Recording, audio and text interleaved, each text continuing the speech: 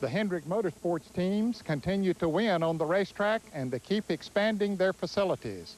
Good morning, everyone. Thanks for joining us here on the Inside Winston Cup Racing. That's where I am, at the Hendrick Motorsports Complex near Harrisburg, North Carolina. Of course, the teams are at the Pocono International Raceway for the running of the Miller Genuine Draft 500 this afternoon. Bill Weber is in our studios in Charlotte, North Carolina, and he'll take a look at the race coming up. Good morning, Bill. Good morning, Ned. Hi, everybody. Here's what's on tap, the Miller Genuine Draft 500. It's been a sweltering 2 days at Pocono, and today the heat is on for 200 laps. We'll have the preview. Also ahead this morning, a conversation with Gary Nelson. On a weekend where roof flaps have been under the microscope, we'll talk about safety and the Winston Cup Series. Then it's playtime, and Randy Pemberton has your ticket for a fun trip to Daytona USA. The warm-up for Pocono, no pun intended, coming up on the pre-race edition of IWCR for Sunday, July 16th. Today's show is brought to you by Texaco Haviland Formula 3 Motor Oil. Add more life to your car. Red Dog Beer, bold yet smooth, unusually easy to drink. You are your own dog. And by Goodyear, #1 in racing, #1 in tires. This segment of IWCR is brought to you by Texaco Haviland Formula 3. Add more life to your car. The most important item at the racetrack this week, actually every week, race fans, all kinds.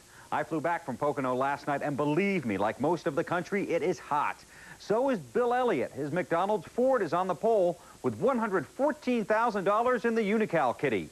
In the news, NASCAR fined Robin Pemberton $20,000 for unapproved roof flaps on the Miller Genuine Draft Ford. That also kept Rusty Wallace in the garage during first-round qualifying. For those stories and more, let's join Randy at the track. Trying to rebound from last week's brush with the wall in first-round qualifying in Loudon, Jeff Gordon got on the track second in his DuPont Chevy. Jeff jostled around Pocono at 160.953, taking the provisional pole with a 55.917 second circuit. But Gordon's lap was only good enough to hold off the next 12 drivers. That's when teammate Ken Schrader poured his Budweiser Ford around the track at 161.305, putting him at the point and in search of his second straight Pocono pole. A press release was also issued prior to qualifying by Rick Hendrick in hopes of putting to rest rumors that Schrader may leave at the end of 1995. Yeah, we'll be back for 96, and I've got no reason to think it's going to stop then. I don't know, rumors get started awful easy around the garage area, and especially second part of the year, but we're definitely going to be back. You guys are working really hard to get that Budweiser Chevy back in the victory lane. I'll tell you what, we've just had, I mean, we were so excited to start the year, come off 4th place in points last year and got the sponsor we wanted, Budweiser, so excited about that. And then we've just had a real bad year for us, just all kinds of problems. And, you know, right now it's starting the second half year, we're 11th in points, so we just got to keep digging and get back up there. The 22nd man to make a run at the Busch pole and its $100,000 plus potential Unical bonus was Awesome Bill from Dawsonville. Elliott, sporting a spanking brand new Ford Thunderbird, rumbled around Pocono with a lap of 162.496 miles per hour, giving his McDonald's Ford team the time to beat at 55.386 seconds. Although not a threat for the pole, Ricky Craven finally made it onto the speedway late in round 1. But unfortunately, Ricky repeated his performance from practice and once again was unable to negotiate the tricky 3-turn facility, ending up in the wall and forcing his team to once again go to work, this time on a backup Kodiak Chevy. There were still a couple of cars left with a shot at Bill Elliott's mark as time trials rolled on, with the temperatures continuing to hover near the 100-degree mark. That's when the hottest news came that Rusty Wallace's Miller Genuine Draft Ford would not be allowed to make a run at the pole because of a violation of NASCAR rules concerning roof flaps of his Ford. Rusty's roof flaps were determined to be made of material not allowed by the sanctioning body. Rusty's crew chief, Robin Pemberton, was fined $20,000 and put on probation until August 30th.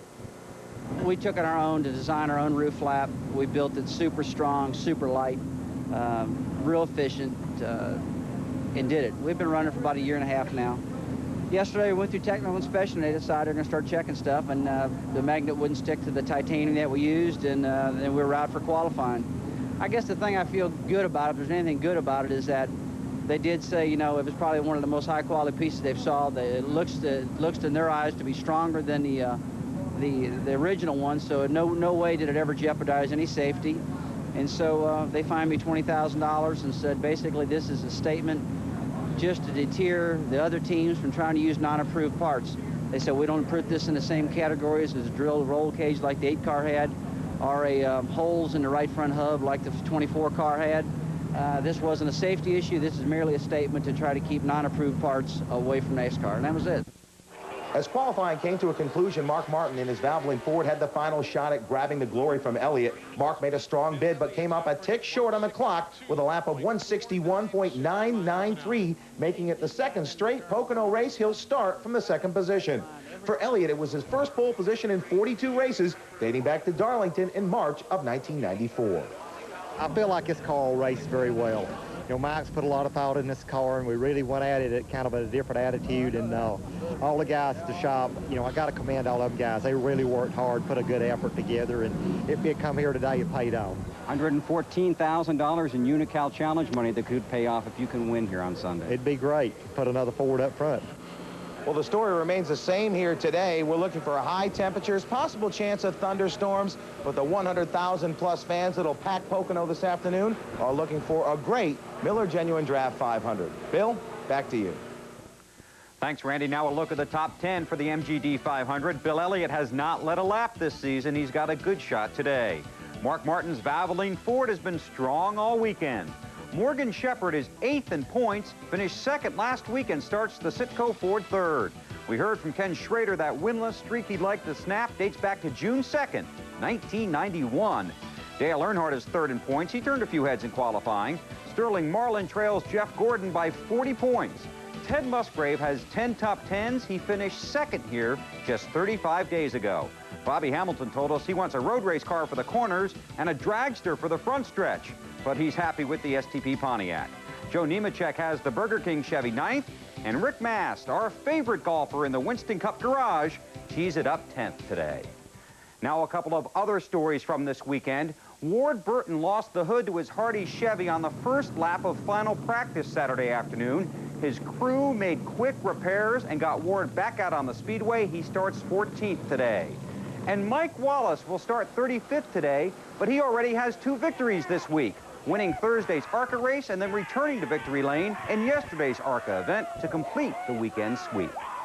Now, we'll have the post-race report at a special time today, 1 hour earlier than usual. That's 6 o'clock Eastern Time, 3 o'clock on the West Coast. Be sure and join us. Coming up, a conversation with Gary Nelson and a trip into the future for a look at Daytona USA.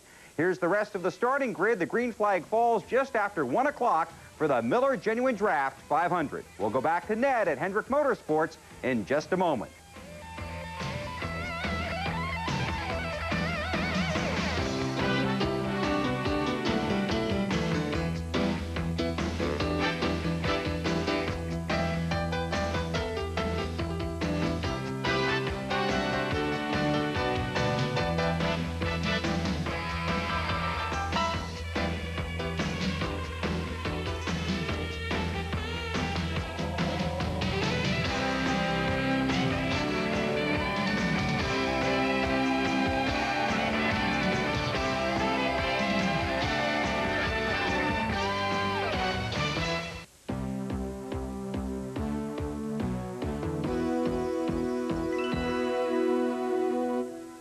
Welcome back to Inside Winston Cup Racing, everyone. I'm in the Research and Development Department of Hendrick Motorsports near Harrisburg, North Carolina. They not only build race cars and trucks in this facility, but they also rebuild those that might have been wrecked on the racetrack. And this is really the heart of their organization and has a great deal to do with the success that they have on the racetrack. You know, one of the toughest jobs in all of motorsports is the NASCAR Winston Cup director, and that is Gary Nelson. He has a lot to deal with, and people and rules and all of those kind of things, and of course he's a very busy man. But he did take time out recently at Daytona to talk to us about various aspects of the sport, and here's the first part of that conversation. People, you know, look at it as stock car racing, but it really is the leading edge of technology in making cars go around the track as fast as you can. And we at NASCAR have 3 priorities that we look at everything we do. The number 1 thing is the safety. We always want to look for ways to make the sport safer. The second thing we look at is the competition on the racetrack. the field is level, we feel, when the cars are racing side by side and putting on a good show for the fans. And the third thing we want to do is accomplish number 1 and number 2 at the lowest cost to the car owner. It really becomes complicated when you look at all of the individual teams that are working in different directions, trying to make their cars competitive and trying to interpret the rule book in ways that they can find to make their cars better. And then we have to look at what they're doing, look at the rules, and decide, well, our interpretation might not be the same as the competitors, and then we have to explain it or rewrite it to make it more clear. And when I got here, my goal was to eliminate the gray area and to make it black and white. Either this is the limit, don't go beyond it, or we'll step in and do something. Well, we write, and they work between them, so it's a steady job for me to keep interpreting the rules and to keep the field level and keep adjusting on one end or the other to maintain that. Just the roll cage itself, you know, that's the backbone of a stock car.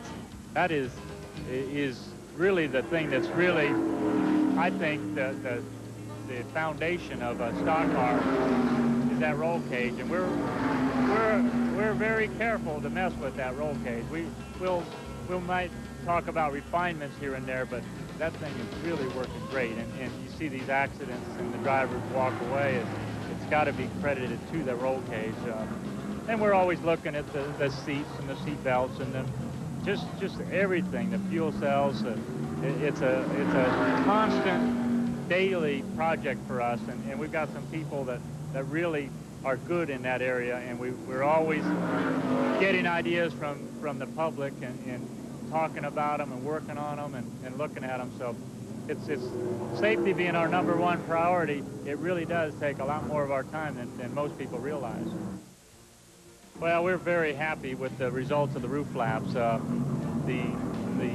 And really the way it came about was the participation of all of the manufacturers and the different race teams that helped with it, and the ideas of everybody with a common goal to try to do something to keep these cars from getting airborne. We held our breath coming into Daytona that year with, you know, having each car owner have to put it on their cars and telling them, look, put this on your car and it'll help you. And we had done all we could, and we were sure they were going to work, but we didn't have that actual test to say, yeah, they do work, because this guy spun this car and it happened. When Richie Petty spun out coming off turn 4, and it was one of those classic spins that usually resulted in the car becoming airborne, and his car stayed on the ground, those flaps open. Boy, it was a great relief for all of us. The Ford Chevy thing 2 years ago, it was the Chevy Ford thing, and Pontiac's in there now and then, and there's always something, I think, that is at, you know, there's so many stories within this garage. It's more than a daily soap opera. It's an hourly thing. I don't think I've seen anything that was really frustrating, interesting. I don't get bored, let's put it that way. Well, certainly the Ford and Chevrolet controversy this year has made it an interesting one so far. And is the playing field level now? It depends on who you ask. We'll continue our conversation with Gary Nelson on this program next week, but right now we got to take a short break. Still to come, a story on something new at Daytona. We'll be right back.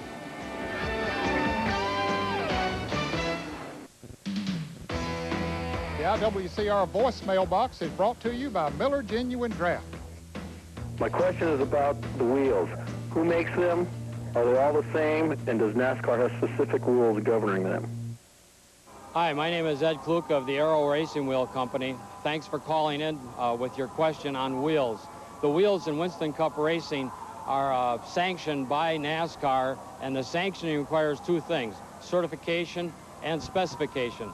The certification part of it is NASCAR sends the wheels to an independent testing lab where they are tested for radial fatigue and also for other tests that are done on the wheel, such as 250,000 cycles at 3,500 foot-pounds, which is a very severe test. it's about 10 times higher than what your passenger car wheel would have to go through. The specifications on the wheels is that they are all alike. Yes, they are. They're 9.5 inches wide, 4.5-inch back spacing, with 5 lugs on a 5-inch bowl circle, 15-inch diameter, weighing 27 pounds. And all those wheels have to meet those specifications. Thanks again for calling in. Questions for the voicemail box are recorded on the Finishing Positions hotline at 1-900-73-RACES. You can also get up-to-the-minute qualifying results, race results, and point standings. 89 cents a minute in the U.S., 99 cents in Canada. Average call 2 minutes for mailbox or 3 minutes for results. Call 1-900-73-RACES. If we use your question, you'll receive a Miller Genuine Draft Race Team Jacket. Eddie Dickerson, who heads up the Research and Development Department here at Hendrick Motorsports, and his crew are putting the finishing touches on a brand new super truck that the boss man, Rick Hendrick, will drive next week on the road course in Topeka, Kansas. We need to take a break right now, and as we leave you for this break, here's a look at what's coming up next week right here on IWCR. Next week, the Winston Cup Series storms south to Talladega. Jimmy Spencer is the defending champion, and we'll have the pre-race report from the Die Hard 500. Then a conversation with the king. The STP Pontiac is once again running up front. Is Bobby Hamilton the heir to the throne? Richard Petty on the performance of his driver and the future for his team. And we'll continue our conversation with Winston Cup Series Director Gary Nelson. The idea in this sport is to go fast, but you better be legal. We would much rather get the message out, don't try it, because if you get caught, then it's going to be very expensive. I'm Humpy Wheeler, and I want to wish Inside Winston Cup Racing happy 10th.